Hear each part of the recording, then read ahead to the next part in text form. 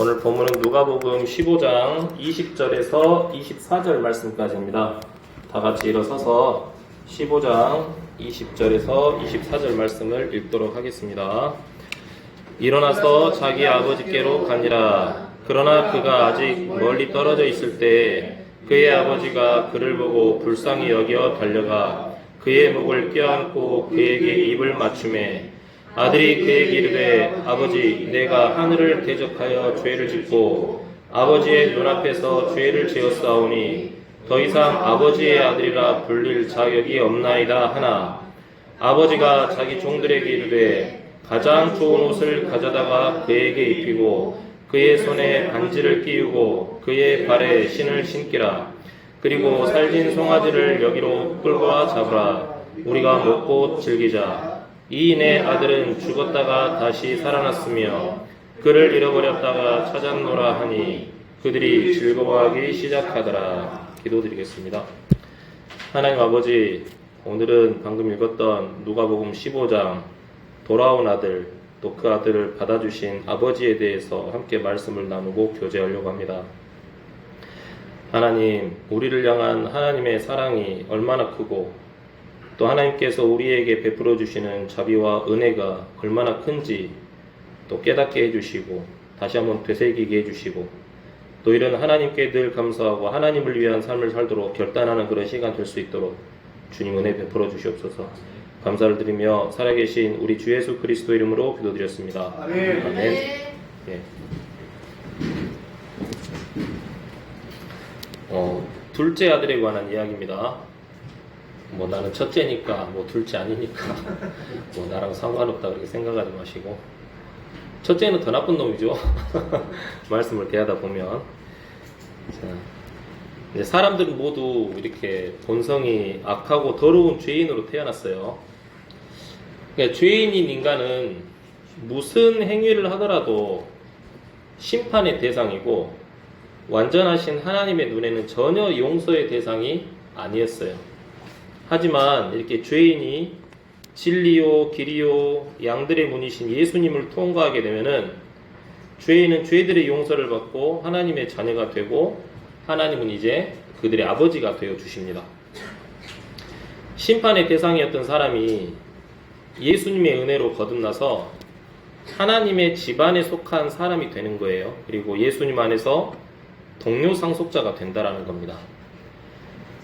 예를 들어서 뭐 살인죄를 저질러 가지고 이제 사형에 처하게 된 어떤 사형수가 있는데 이 사람이 갑자기 어떤 대통령 집안에 속한 사람이 돼가지고 대통령과 함께 밥을 먹고 잠을 자고 삶을 누린다고 생각해 보세요.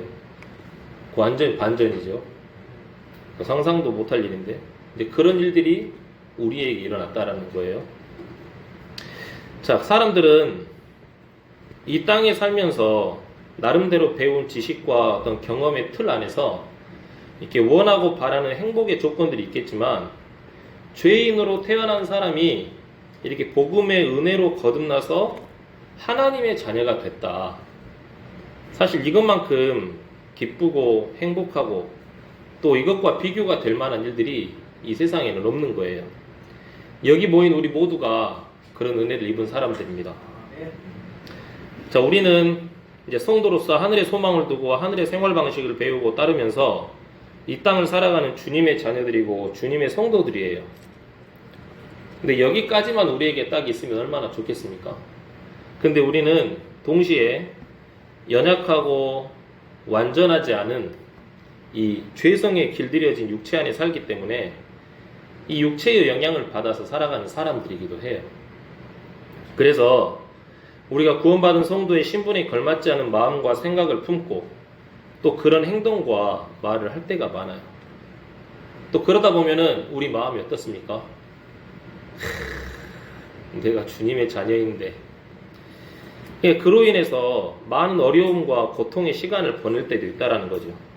근데 그런 상황에 우리가 처했을 때 우리가 이제 그것을 우리 마음에서 어떻게 처리해야 되는가, 어떤 마음으로 그걸 극복해야 되는가, 이제 그런 것을 교제하려고 하거든요. 오늘은 방금 이제 본문 15장 20절에서 24절까지 읽었는데 11절부터 24절까지 제 말씀을 교제하려고 합니다. 이 본문의 탕자 이야기는 교회에 다니는 사람이라면 이렇게 모르는 사람이 없는 모두가 아는 비유의 이야기예요. 핵심이 뭐냐면 아버지를 떠났다가 돌아온 탕자, 그게 주인공이 아니고, 절대 탕자가 주인공이 아닙니다. 탕자가 주인공이 아니고 그 탕자의 죄를 전혀 문제 삼지 않고 탕자를 다시 받아주고 회복시켜준 아버지가 주인공이에요. 아버지가 주인공입니다. 그리고 죄인이 회개해가지고 아들이 되는 과정, 그러니까 불신자가 복음을 듣고 하나님의 사랑을 깨달아서 신자가 되는 그런 비유의 이야기가 아니고, 본래 아들이던 사람이 타락했다가 하나님의 은혜로 관계를 다시 회복하는 과정의 이야기인 겁니다. 자, 그러니까 탕자의 방탕함과 회개를 강조하신 것이 아니고, 방탕한 아들일지라도 회개하면 조건 없이 받아주시는 아버지의 사랑을 강조한 비유의 이야기예요. 아시겠죠? 자, 누가복음 15장 11절부터 14절까지 한번 읽어보실게요. 또 그분께서 이르시되 어떤 사람에게 두 아들이 있었는데 그 중에 작은 아들이 자기 아버지에게 이르기를 아버지여 재산 중에서 내게 돌아올 몫을 주소서 하니 아버지가 자기 살림을 그들에게 나누어 주매 그 뒤 며칠이 안 되어 작은 아들이 전부 모아가지고 먼 나라로 가서 거기서 허랑방탕하게 살며 자기 재산을 허비하더니 그가 다 탕진한 뒤에 그 땅에 큰 기근이 들어 그가 비로소 궁핍하게 되니라. 예. 자, 오늘 방금 이렇게 읽었던 말씀을 묵상하면서 저는 개인적으로 내게 이렇게 주어진 시간이 있고 또 이렇게 주님께서 주신 이 몸이 있는데 또 은사가 있는데 내가 그것을 무엇을 위해 쓰고 있는가 좀 생각을 좀 하게 됐거든요. 그러니까 혹시 내가 이 둘째 아들처럼 주님이 주신 것들을 허랑방탕하게 허비하면서 탕진하고 궁핍함을 초래하는 그런 삶을 살고 있지 않은지 생각하게 됐을 때 참 그런 순간들이 많더라고요. 그래서 참 주님 앞에 또 돌이키고 반성하는 시간을 가졌는데 여러분도 그런 시간들을 좀 자주 가졌으면 좋겠습니다. 자, 말씀에 이 둘째 아들이 아버지에게 요구를 해요. 자기에게 돌아올 상속 재산을 미리 달라고 하는 거죠. 근데 이게 좀 세상적인 기준으로 따지면 좀 버릇없는 그런 요청이기도 하죠. 근데 요새는 또 뭐 세금 문제 때문에 그냥 미리 막 준다고도 하던데, 아무튼 아버지는 그 요청대로 둘째 아들에게 재산을 나눠줬어요. 그리고 이제 그 아들은 그 재산들을 다 모아가지고 먼 나라로 갔어요. 재산들을 다 모아가지고 먼 나라로 갔대요. 뭐 집을 줬고 뭐 땅을 줬을 수도 있고 그때 당시 뭐 소나 뭐 양을 줬을 수도 있고, 근데 그걸 다 모아가지고 먼 나라로 갔겠습니까? 다 처분해가지고 이제 현금화 해가지고 두둑하게 이제 챙겨가지고 먼 나라로 간 거예요. 그런데 그 먼 나라로 가가지고 허랑방탕하게 살면서 재산을 모두 허비하고 이렇게 탕진해 버렸어요. 근데 또 설상가상으로 그 땅에 또 뭐가 들었다고 합니까? 큰 기근이 들었다는 거예요. 그냥 거기서 둘째 아들은 이제 크게 궁핍하게 됐다 하거든요. 사실 둘째 아들이 처음부터 아버지에게 돌아올 재산을 미리 요구했을 때 그 재산으로 뭐 허랑방탕하게 살려고 그랬는지 아니면 자기가 뭐 하고 싶은 일을 하면서 나름 성공하고자 했는지는 모르겠지만, 물려받은 재산으로 둘째 아들이 살아간 삶의 모습은 허랑방탕하게 살고 자기 재산을 허비하고 다 탕진해버리고 그 다음에 이제 궁핍하게 된 거였어요. 자, 이제 15절 16절 한번 읽어보실까요? 그가 가서 그 나라의 국민 중 하나들에게 연합하니 그 사람이 그를 자기의 들로 보내어 돼지를 치게 하니라. 그가 돼지들이 먹는 곡식 껍질로 자기 배를 채우려 하되 아무도 그에게 주지 아니하므로. 이제 이 탕자 둘째 아들이 이제 궁핍하게 돼요. 재산도 다 탕진해버리고 돈도 없어요. 근데 먹고는 살아야 돼요. 그래서 이제 여기서 취업을 한 거예요. 이제 외국인 근로자로서 삶을 사는 거예요. 근데 뭐를 친다고 합니까? 돼지를 친다고 그래요. 사실 유대교 율법에 돼지는 어떤 짐승이죠? 부정한 짐승이에요. 그러니까 유대인이라면은 하나님의 백성이라면 돼지는 거들떠 보지도 않아야 돼요. 근데 돼지를 치는 거죠. 마치 우리 성도가 술 팔고 담배 파는 거하고 똑같은 거예요. 마약 팔고 그런 거랑 똑같은 거란 말입니다. 근데 이제 이 아버지로부터 물려받은 재산을 다 탕진하고 이제 큰 기근이 들어가지고 궁핍하게 돼가지고 먹을 것이 없게 됐을 때 이제 둘째 아들은 선택을 해야 했어요. 아무 선택이나 막 하면 됩니까? 안 돼요. 올바른 선택을 해야 돼요. 상자가 이때 정신을 차려서 올바른 선택을 했다면 어떤 선택을 했겠습니까? 안 되겠다. 이런 아버지에게 돌아가야겠다. 그 선택을 해야 되는 게 맞는 건데 둘째 아들은 그렇게 하지 않았어요. 그는 그 나라 사람 중에 국민 중에 한 사람을 선택해가지고 그 사람 밑에서 일하려고 하는 취업을 선택했어요. 그런데 그 선택의 결과가 어떻습니까? 16절 말씀 읽어보시면 돼지들이 먹는 곡식 껍질로 자기 배우를 채우려고 하는데 아무도 그에게 주지 않는다라는 거예요. 자, 다 올바르지 않은 선택을 한 결과가 뭐냐면 더 큰 굶주림과 모욕과 착취였다라는 거예요. 자, 성도들의 삶도 이럴 때가 많아요. 우리는 모두 성도로서 하나님을 선택하고 하나님의 말씀을 양식 삼아서 살며 선한 행위에 열심을 내는 하나님의 특별한 백성으로서 살아야 되는데 이렇게 잘못된 길과 잘못된 생활을 선택함으로 인해서 실질적으로 닥쳐오는 어려움과 고통뿐만 아니라 마음을 짓누르는 자책감과 후회로 인해서 어려움과 고통을 겪을 때가 많다라는 거예요. 둘째 아들도 지금 그런 시간을 보내고 있는 거예요.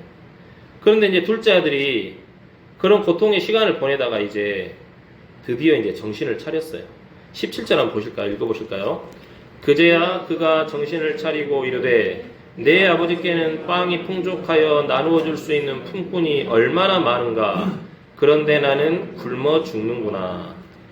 자, 둘째 아들은 이렇게 아버지로부터 받은 소중한 재산을 자신의 정욕과 욕망을 위해 다 허비해버리고 완전히 망하고 또 그로 인해 어려움과 고통 속에서 살 때 비로소 이 아버지 품에서 지낼 때가, 아버지 옆에서 지낼 때가 얼마나 안전하고 풍족하고 또 완전한 은혜 안에서 살았던가를 이렇게 깨달았어요. 그리고 그때를 떠올리고 이제 그리워하다가 이제 꼭 필요한 마음, 그러니까 잃어버렸던 마음을 다시 되찾게 됐어요.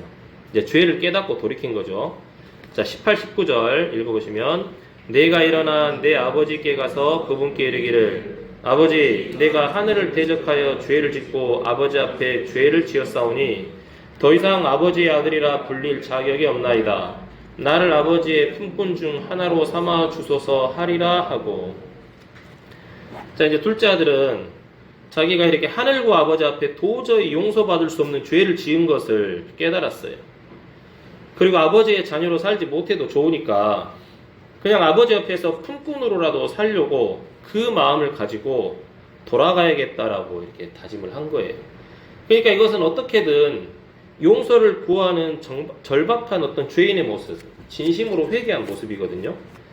자, 그렇게 따지면 우리는 사실 성경적으로 보면 주님이 택하신 백성입니까? 아니면 이방인들입니까? 우리는 이방인들이에요. 자, 에베소서 2장 12절에는 우리는 이스라엘 연방국가 밖에 타국인들이라고 되어 있어요. 또 마태복음 15장 26절에는 심지어 우리가 뭐라고 나와 있냐면 우리는 주인의 밥상 아래 있으면서 그 밥상에서 떨어지는 부스러기들 주워 먹고 살아야 하는 개들인 거예요. 자, 여러분 머리로 한번 생각을 해보세요. 내가 개다. 개는 두 발로 서서 걸어다닙니까? 네 발로 걸어다닙니까? 자, 우리가 생각을 해보세요. 우리는 네 발로 다 기어다니고 있어요. 근데 배가 고파요. 먹을 것이 없어. 근데 어디 쳐다보고 있어요? 주인이 모두 밥상에 이렇게 쳐다보고 있는 자기들의 모습을 한번 생각해보세요. 우리 각자의 모습을. 기분 좋은가요? 기분 좋고 밝은 하나님 우리에게 우리의 모습이 그렇다라고 말씀해 주셨어요. 근데 그런 우리가요, 주님의 은혜로 용서받아서 주님의 자녀가 됐어요. 그리고 훗날 주님이 준비하신 그 혼인잔치에서 주님과 함께 한 상에서 먹고 마실 수 있는 자들이 되었어요. 이것은 진짜 주님의 큰 은혜인 거예요. 큰 은혜. 그리고 이런 주님의 은혜 우리가 할 수 있는 것은 뭐냐면 감사합니다. 그리고 그 감사합니다를 계속 우리가 하면서 낮고 겸손한 마음으로 하나님 말씀에 순종하고 지체들 섬기고 사랑하면서 살아가는 것이 하나님께서 우리에게 원하시는 삶의 모습이고 방향이에요. 자, 미가서 6장 8절로 한번 넘겨보실게요. 한번 이거 찾아보고 같이 읽고 넘어가시죠. 미가서, 욥기, 요나, 미가서 그렇습니다. 미가서 6장 8절.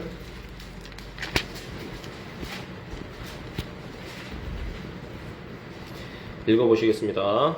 오 사람아, 그분께서 무엇이 선한 것인지 내게 보이셨나니 주께서 내게 요구하시는 것은 오직 의롭게 행하고 긍휼을 사랑하며 겸손하게 내 하나님과 함께 걷는 것이 아니냐 그랬을 때, 예 그렇습니다 하나님. 우리는 그렇게 말씀에 답하면서 주님 앞에서 겸손하게 살면 되는 거예요. 그런데 마귀는 그런 마음들을 빼앗아 버려요. 마귀는 사람들로 하여금, 우리들로 하여금 이런 겸손함을 빼앗아가 버리고 이제 뭔가 된 자인 줄로 착각하게 해요. 그리고 때로는 어떤 세상의 근심과 염려로 말씀의 열매를 맺지 못하게 하려고 우리의 마음을 굳은 땅으로 만들어 버려요. 그리고 세상과 동화되게 하고 하나님이 명령하시고 원하시는 삶을 살지 못하게 하거든요. 자, 오늘 우리 본문의 말씀을 봤을 때 둘째 아들도 이런 마귀의 표적이 돼가지고 아버지를 향한 감사와 겸손을 잃어버렸고 큰 죄를 지었는데 너무나도 큰 고통 속에서 살다가 이제 정신을 차리고 이제 그 죄를 깨닫고 돌이켜서 아버지의 사랑을 다시 생각해냈고 아버지를 향해 가져야 될 올바른 마음을 갖게 되었어요. 그게 둘째 아들이 뭐라고 이렇게 고백을 하냐면, 아버지, 내가 하늘을 대적해서 죄를 짓고 아버지 앞에 죄를 지었습니다. 더 이상 아버지의 아들이라 불릴 자격이 없지만 저 아버지 옆에서 이런 모습일지라도 저 아버지 옆에서 살아야 되겠으니까 저 아버지 품꾼 중에 하나로라도 좀 삼아주세요 라고 말을 해야겠다라고 다짐을 했다는 거죠. 자, 하찮은 품꾼으로 살더라도 아버지 옆에서 사는 것이 무엇보다 낫습니까? 그 더러운 돼지우리 안에서 돼지치고 살고 또 게다가 먹을 것도 못 먹어가지고 굶주리면서 하는 것보다는 차라리 아버지 집에서 아버지의 종으로 사는 게 훨씬 낫다라고 판단을 한 거예요. 그래서 다윗은 또 뭐라고 고백했습니까? 내가 주님 뒤에 문지기로라도 나는 살겠다. 그렇게 고백을 하거든요. 자, 이렇게 둘째 아들이 가졌던 마음, 이것이 어떻게 보면 우리에게 가장 필요한 마음가짐이에요. 그리고 우리가 날마다 주님 앞에 가져야 되고 날마다 우리가 매 순간 해야 되는 마음의 행위인 거예요. 하나님, 제가 비록 주님의 자녀이긴 하지만 자격 없는 저를 자녀 삼아주셔서 참 감사합니다. 이런 마음으로 그냥 사는 거예요, 저희는. 자, 누가복음 15장 20절, 21절 한번 보시겠습니다. 20절, 21절 누가복음 읽어보시겠습니다. 일어나서 자기 아버지께로 가니라. 그러나 그가 아직 멀리 떨어져 있을 때 그의 아버지가 그를 보고 불쌍히 여겨 달려가 그의 목을 껴안고 그에게 입을 맞추매 아들이 그에게 이르되 아버지, 내가 하늘을 대적하여 죄를 짓고 아버지의 눈앞에서 죄를 지었사오니 더 이상 아버지의 아들이라 불릴 자격이 없나이다 하나 돼 있습니다. 만약 20절, 22절 이 상황을 연기 잘하는 우리 국민배우 같은 사람들이 연기를 한번 한다고 생각을 해보세요. 우리는 그냥 국어책 읽듯이 방금 20절, 21절을 읽었는데 그 아버지가 먼저 그 아들이 멀리 떨어져 있을 때 아버지가 먼저 발견했잖아요. 그 아버지가 어떻게 달려가겠어요? 어떤 모습으로 달려가겠냐는 거예요. 막 울며 웃으며 막 정신없이 막 달려가지 않겠어요. 막 다 내팽개치고 그리고 불쌍히 여겨 달려가서 막 껴안고 입을 맞추고 이러면 어떻게 살았는지 얼굴 막 보면서 비벼대면서 울고 아들은 또 울잖아요. 우리는 방금 그냥 국어책 읽듯이 그냥 무덤덤하게 읽었는데 아들은 이 말을 할 때 아버지 앞에 어떤 마음으로 이 말을 했겠냐 그거예요. 진짜 울면서 막 울먹울먹 하면서 막 간절하게 하지 않았겠어요? 자, 이제 방금 우리가 읽었던 20절부터는 이제 마음을 돌이키고 아버지에게로 돌아간 둘째 아들의 이제 회복이 시작됩니다. 회복. 사실 이 둘째 아들이 회복을 위해서 한 게 있습니까? 없습니까? 없어요. 둘째 아들이 그 자신의 회복을 위해서 한 것을 굳이 언급하자면 17절부터 19절까지 그 말씀에 언급되었듯이 아버지께 죄를 지은 자신을 알고 인정하는 것, 그리고 아버지의 하찮은 품꾼으로 살지라도 아버지에게 돌아가겠다고 결심한 것 외에는 없어요. 그렇죠? 그래도 아버지에게 오랜만에 가는데 뭐라도 사가야지. 이렇게 돼지치면서 냄새나고 더러워진 옷과 신발 이거 버리고 그래도 오랜만에 아버지한테 가는데 새 옷 입고 새 신발 신고 가야지. 이 몸에서 냄새나고 더러운데 깨끗이 씻고 가야지 하면서 아버지께 간 것이 아니에요. 그냥 더럽고 냄새나고 망한 모습 그대로 일어나가지고 아버지에게 갔어요. 자, 그런 둘째 아들의 모습은 이런 보편적인 세상의 기준으로 판단하자면 어떻습니까? 아버지가 물려준 재산 다 탕진해버리고 돼지나 치다가 온 아주 더럽고 냄새나는 나쁜 놈의 자식인 거예요. 그리고 돼지가 또 뭐라고요? 율법적으로는 진짜 부정한 짐승이잖아요. 저 부정한 짐승이나 만지다가 온 놈 하면서 주변 사람들로부터 손가락질 받고 비난받는 사람이었다라는 거예요. 그렇죠? 그런데 그런 모습일지 몰라도 아버지가 보실 때는 어떻습니까? 너무 불쌍한 자식인 거예요. 너무 불쌍해가지고 목을 껴안고 입을 맞출 정도로 반갑고 사랑스러운 모습이었다는 거예요. 그 모습이요.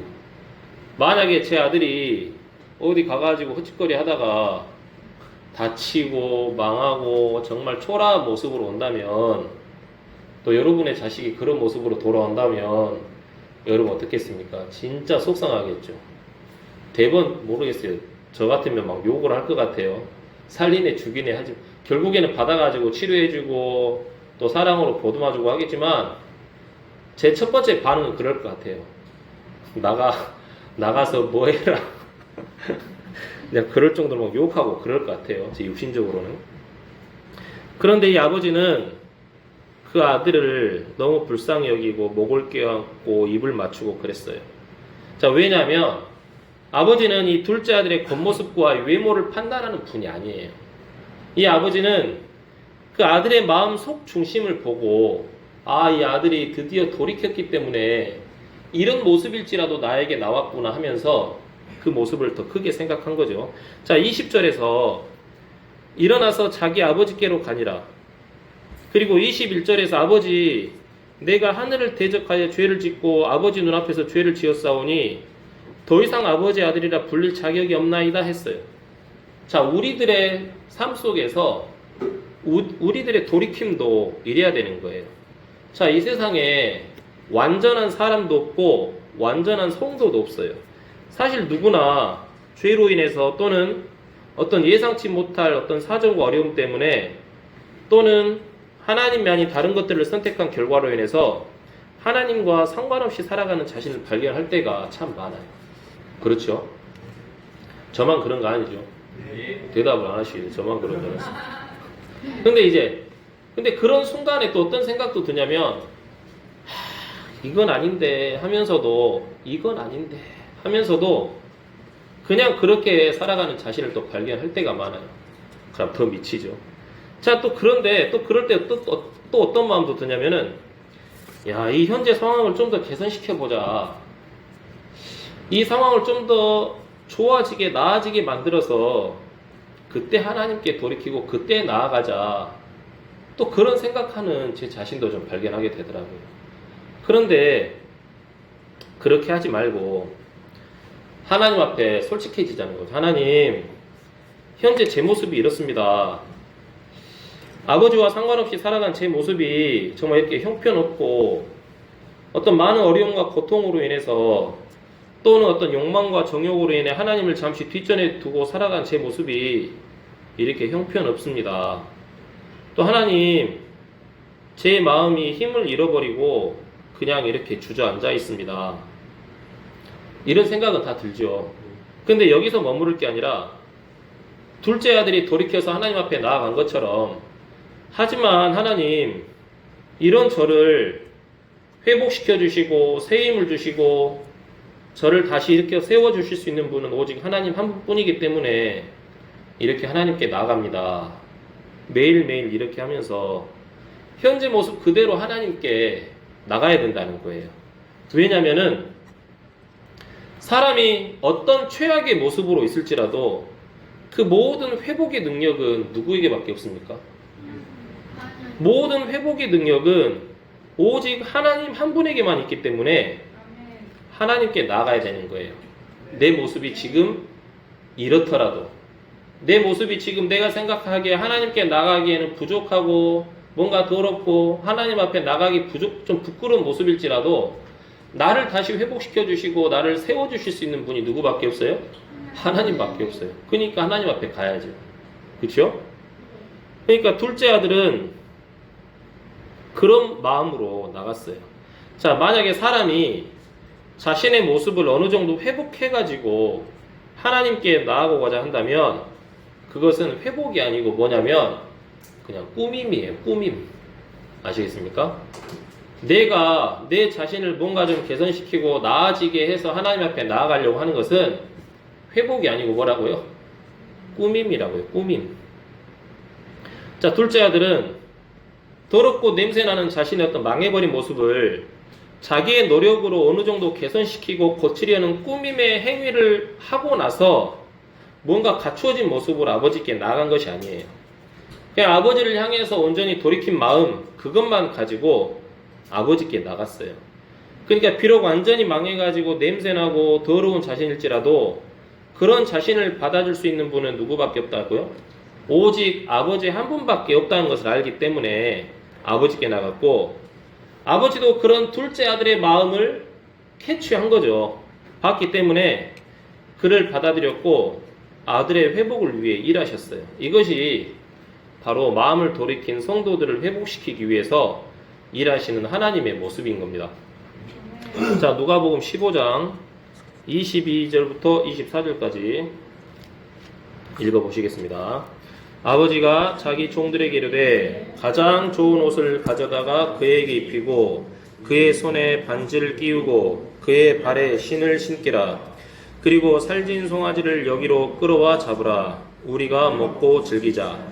이 내 아들은 죽었다가 다시 살아났으며 그를 잃어버렸다가 찾았노라 하니 그들이 즐거워하기 시작하더라. 예. 이제 아버지께서 일하시는 모습입니다. 아버지는 이렇게 둘째 아들의 상한 마음을 치료하고 위로해 주셨고 새 힘을 얻을 수 있도록 좋은 양식도 주셨어요. 핵심은 뭐냐면 이 아들을 회복시키시는 아버지의 일하는 모습의 핵심이 뭐냐면 명령이에요. 명령. 자, 22절 보시면은 아버지가 자기 종들에게 이르되 라고 그랬죠. 그리고 가장 좋은 옷을 가져다가 그에게 입혀라. 손에 반지를 끼워라.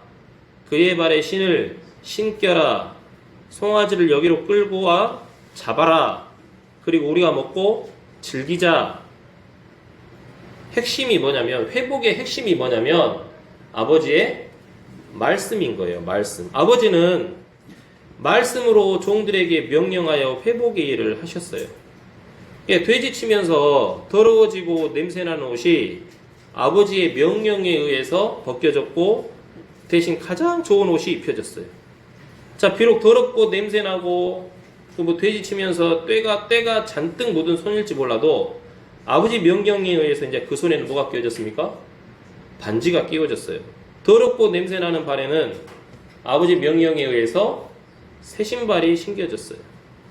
또 돼지들이 먹는 곡식 껍질이라도 먹어가지고 허기를 달래려 했지만 그것마저도 얻어먹지 못했던 그의 앞에 이제 뭐가 차려졌습니까? 살진 송아지 고기가 펼쳐졌어요. 무엇에 의해서요? 아버지의 명령에 의해서, 아버지의 말씀에 의해서 그렇게 됐다라는 거예요.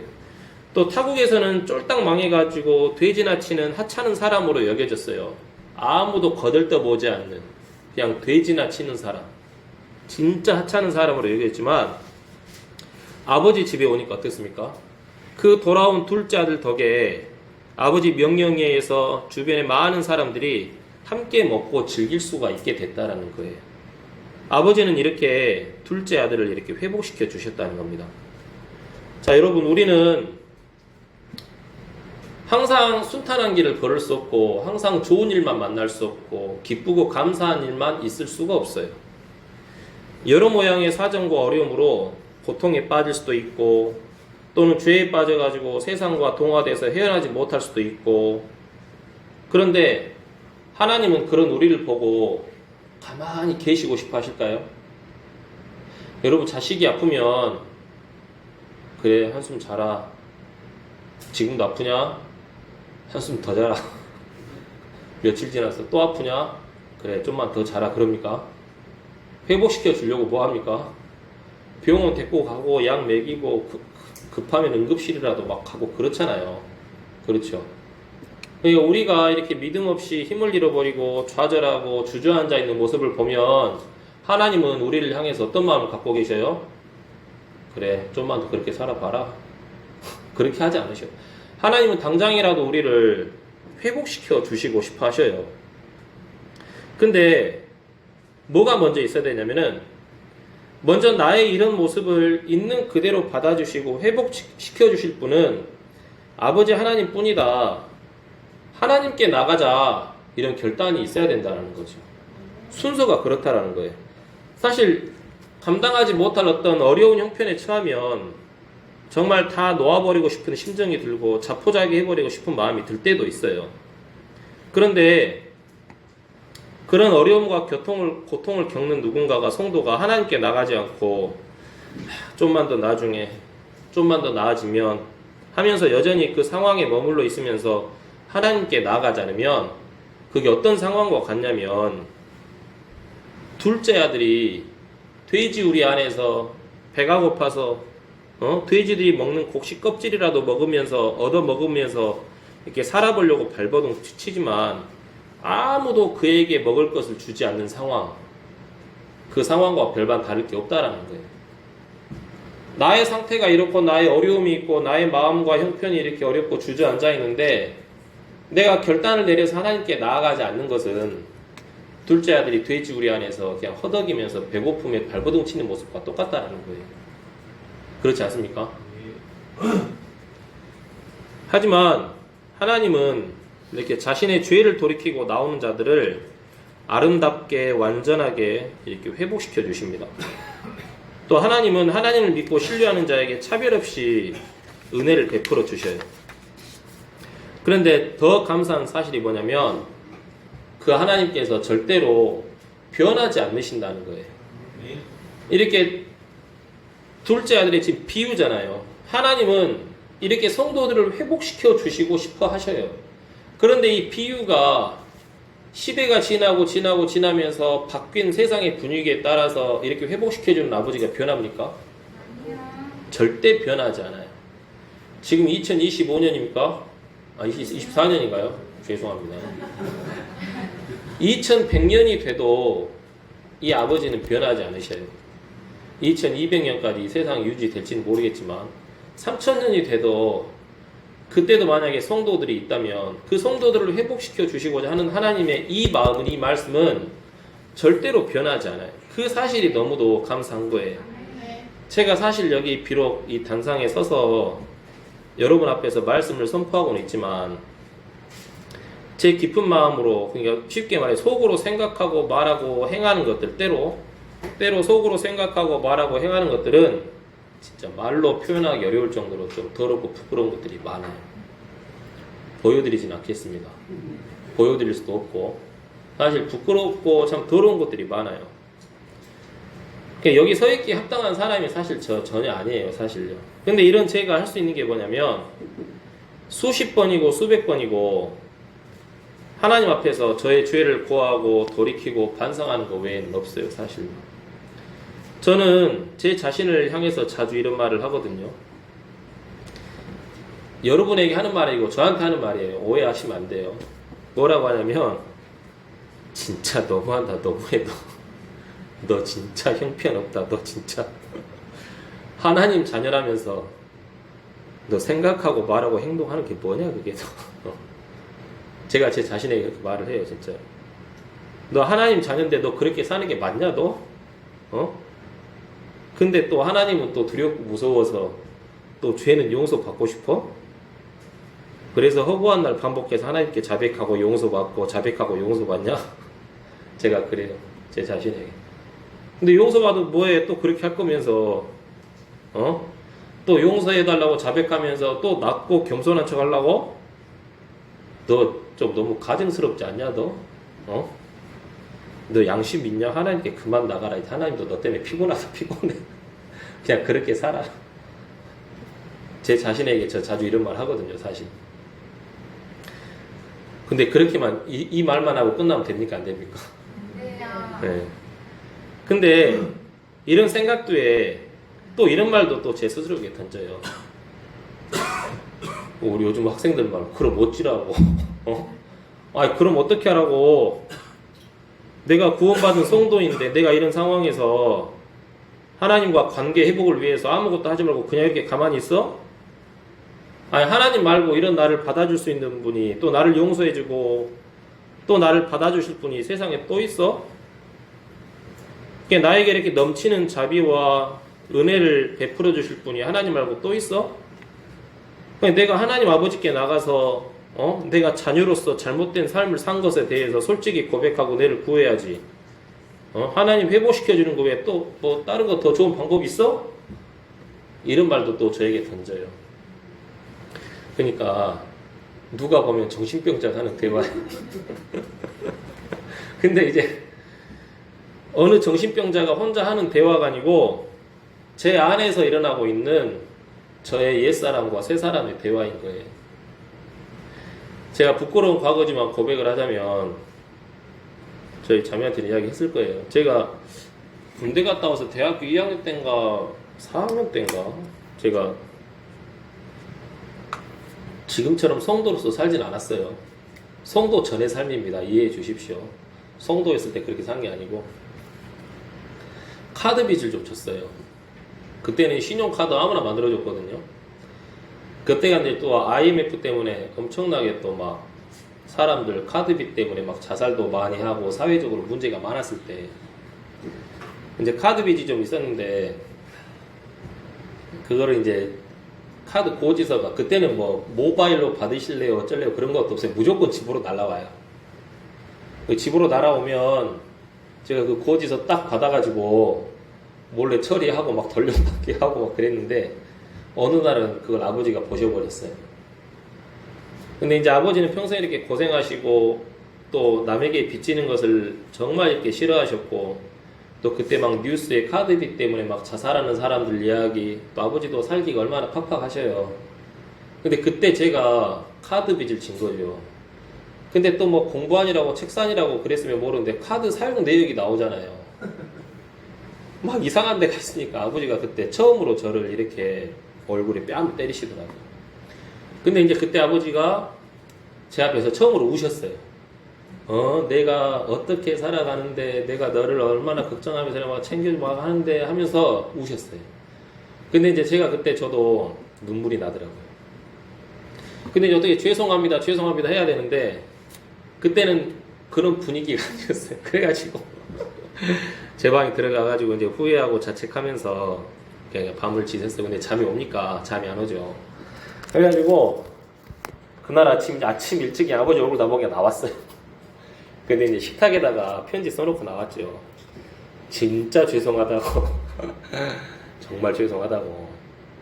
그래서 이것은 제가 저지른 잘못이기 때문에 제가 어떻게든 해가지고 다 갚겠다고, 걱정하지 마시라고, 이렇게 실망시켜드리는 일 절대 없을 거라고 제가 이제 그렇게 이제 편지를 쓰고 나왔어요. 그래가지고 그날 그때 겨울이었는데 이제 아르바이트도 하고, 그때 또 마침 또 학교에서 또 이렇게 저에게 공부 열심히 했다고 또 돈도 주시더라고요. 놀 때는 놀고 공부할 때는 공부하고. 아무튼 그래가지고 이제 이것저것 다 해가지고 카드 빚을 이제 딱 다 처리했어요. 근데 편지를 쓰고 이제 집으로 와야 되잖아요. 근데 사실 집으로 가기가 좀 아버지 뵙기도 좀 뭐하게 갈 때 있습니까? 근다고 뭐 겨울에 길에서 자겠어요. 돌아갈 곳이 아버지 집밖에 없으니까. 아버지 집으로 딱 갔는데 이제 아버지가 그 편지를 보셨겠죠. 근데 이제 오자마자 하던 말씀이 밥 먹어라 그러더라고요. 그게 참 감사했어요. 용서한다는 뜻이잖아요.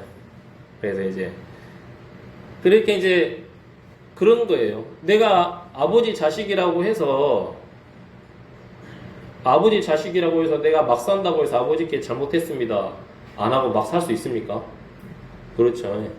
그러니까 내가 이렇게 죄를 지었어도 잘못을 했어도 나를 받아줄 수 있는 아버지가 계시고 그 아버지에게 내 잘못을 이야기해야지만이 그 아버지와 관계가 회복이 될 거 아니에요. 만약에 제가 그 잘못을 표현하지 않고 편지를 안 쓰고 남겼더라면 제가 그날 다시 집에 돌아갔으면 어떻게 했습니까? 이 자식 너 그거 어떻게 할 거야? 어떻게 갚을 거야? 막 하고 막 다그치지 않았겠어요. 그렇지만 그 편지 한 장이지만 제 마음을 돌이키고 죄를 아버지께 고하고 아버지께 용서를 구했을 때 아버지는 밥 먹어라 하고 해서 이제 관계를 아버지가 회복시켜 주시더라고요. 예, 그런 거예요. 그냥 우리도 방금 제가 제 마음속에서 일어나는 그런 옛사람과 새 사람의 대화를 이야기했지만 사실 부끄럽지만 저는 이렇게 마음에 일어나는 이 마음의 다툼의 소리가 참 많은 사람이에요. 하지만 그럴 때마다 저는 하나님께 기도하고 자백하는 시간을 선택해요. 100번이고 1000번이고 내가 이런 기도를 할 때마다 하나님 나를 가증스럽게 여기지 않으실까 하는 그런 생각이 들지만 하나님께 나아가는 것 외에는 다른 방법이 없어요. 하나님 말고는 나아갈 존재가 없어요. 그러니까 또 하나님께 나가요. 근데 이제 그런 시간을 가지면 가질수록 또 말씀을 읽고 묵상하면 묵상할수록 하나님을 향한 감사가 계속 커져요. 왜냐하면 내 어떠함과 상관없이 하나님의 말씀은 전혀 변하지 않고 그대로 있기 때문에 너무 감사한 거예요. 그러니까 내가 슬플 때도 아플 때도 나를 회복시켜 줄 수 있는 하나님의 말씀은 그대로이고 또 내가 악하고 더러워도 나를 회복시켜 줄 수 있는 하나님의 말씀이 여전히 그대로이고 내가 어려움과 고통 중에 있어서 이런 나의 어려움과 고통을 하나님이 받아주실 수 있을까라는 생각이 들어서 하나님 앞에 나아가고 또 성경을 펴보면 하나님의 말씀은 또 여전히 그대로예요. 또 내가 현재 더할 나위 없이 기쁘고 즐거워도 매일 이런 날만 있으면 좋겠다 싶어도 훗날 회복이 필요한 어느 때에 나를 회복시켜 줄 수 있는 하나님의 말씀은 또 그대로예요. 그게 너무 감사한 거예요. 그러니까 1년 전에 읽었던 성경 말씀, 한 달 전에 읽었던 성경 말씀, 어제 읽었던 성경 말씀 펴보면 어떻습니까? 그대로예요. 그대로. 근데 나의 인생은, 내 형편은, 내 어려움은 항상 변합니까? 안 변합니까? 항상 변해요. 이 일이 끝났다 싶으면 또 이 일이 닥쳐오고 이 어려움이 끝났다 싶으면 전혀 예상치 못한 곳에 한 대 나에게 확 다가와서 나를 어려움을 주고 내 주변의 형편과 어려움은 늘 변해요. 그런데 어떻습니까? 주님의 말씀은 변하지 않아요. 그러니까 변하지 않는 그 말씀으로 계시는 하나님이 나를 또 변함없이 계속 위로를 시켜주는 게 너무나도 감사하더라고요. 예, 본문 말씀에서 이렇게 둘째 아들이 아버지를 떠났다가 다시 아버지께로 돌아왔어요. 근데 사실 아버지는 둘째 아들이 아버지를 떠나기 전이나 돌아온 후나 어떻습니까? 그대로예요. 그대로. 심지어 둘째 아들이 먼 나라로 가가지고 허랑방탕하게 살며 창기들과 재산을 허비하고 탕진하는 그 순간에도 아버지는 그대로셨어요. 똑같았어요. 변치 않으셨어요. 그리고 그렇게 변치 않고 그대로이신 아버지이기 때문에 돌아온 아들을 향해서 아낌없는 사랑으로 그를 회복시켜 주실 수가 있는 거예요. 이렇게 하나님은 늘 신실하게 변치 않는 모습으로 우리와 함께 계셔요. 그렇다고 해서 이런 하나님을 잘못 믿어가지고 죄 짓고 반성하고 죄 짓고 반성하고 하자는 게 절대 아니에요. 자, 이런 하나님 아버지의 사랑을 바르게 알아서 그 사랑 안에 꾸준히 지내면서 우리가 하나님을 향해서 의의 도구로 살자라는 거예요. 자, 여러분, 우리가 요리를 하거나 뭐 어떤 일을, 어떤 공사를 하거나 할 때 도구가 필요하잖아요. 근데 하나님도 일하실 때 하나님은 물론 전지전능하시기 때문에 하나님의 말씀만으로 모든 것을 이루고 싶으시지만 때로는 하나님도 어떤 일을 할 때 도구가 필요하셔요. 우리라는 도구가 필요하실 때가 많다라는 거예요. 그때 우리가 의의 도구로 쓰임받을 수 있도록 우리가 하나님께 늘 내어드려야 된다는 거죠. 또 하나님께서 받으실 만한 살아있는 희생물로서 우리가 삶을 살아야 되는 거예요. 자, 여기 모인 우리 각 개개인은 사실 완전한 사람들이 아닙니다. 믿음이 약할 때도 있고 실수할 때도 있고 실족할 때도 있고 아플 때도 있고 연약할 때도 있어요. 하지만 그런 저희들을 변하지 않는 말씀으로 언제든지 받아주시고 위로해주시고 회복시켜주시는 하나님이 계시기 때문에 그 하나님을 의지할 수 있기 때문에 또 하나님이 변치 않고 계시기 때문에 너무나도 감사한 거예요. 그리고 이렇게 각자 또 하나님의 회복을 통해서 날마다 성장하고 계시는 이런 지체들도 함께 있기 때문에 또 함께 이렇게 실행할 수 있기 때문에 또 그것을 또 허락해 주시는 하나님이 계시기 때문에 너무나도 감사한 겁니다. 그렇죠? 그러니까 우리가 살면서 많은 어려움들이 있고 또 고통이 있고 예상치 못한 어떤 형편으로 인해서 막 정신을 못 차리고 그럴 때 주저앉지 마시고, 주저앉을 수는 있어요. 주저앉아도 됩니다. 하지만 계속 주저앉아 계시지 마시고 이렇게 나를 다시 이렇게 세워주시고 회복시켜 주실 수 있는 하나님이 나를 기다리고 계시고 있다라는 그런 생각을 가지고 하나님께 일어나서 하나님께 발걸음을 옮기고 하나님께 나아가는 그런 삶을 살자고 이렇게 말씀을 이야기했습니다. 예, 하나님께 모든 감사와 영광을 또 돌려드립니다. 예, 여기까지 하겠습니다.